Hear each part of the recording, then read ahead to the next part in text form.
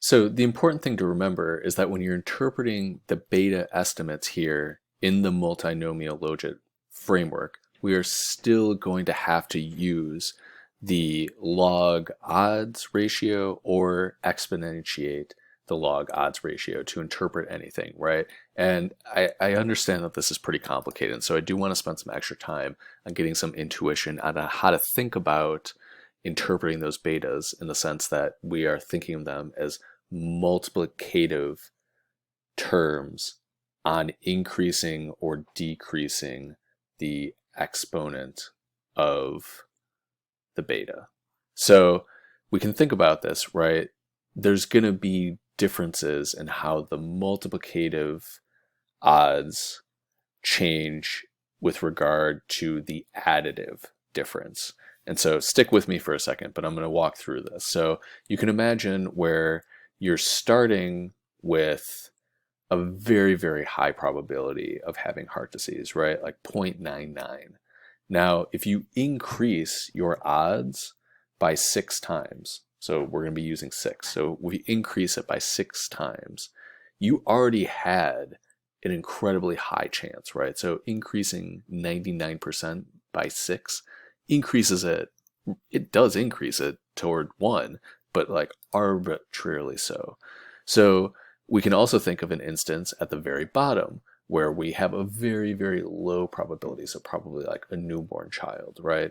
They have a very low probability of developing this. And if we increase the odds by 6 of them having it, it does increase the probability, but they still have an incredibly low probability. And so you can see here that for about 0.5, so if you have like a 50-50 shot of having CHD and we increase the odds of you having it by 6, then that dramatically increases the likelihood that you're going to have it from 0.5 to 0.9.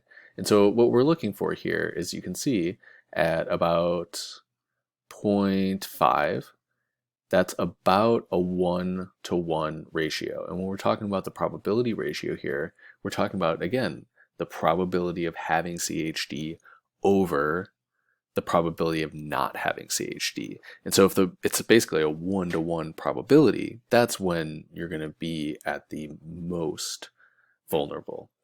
And so when we think about it in the sense of going from a multiplicative to an additive change, like I said, there's not going to be much difference when you have essentially a 0% chance of having it. It's only going to increase it by 0.05%.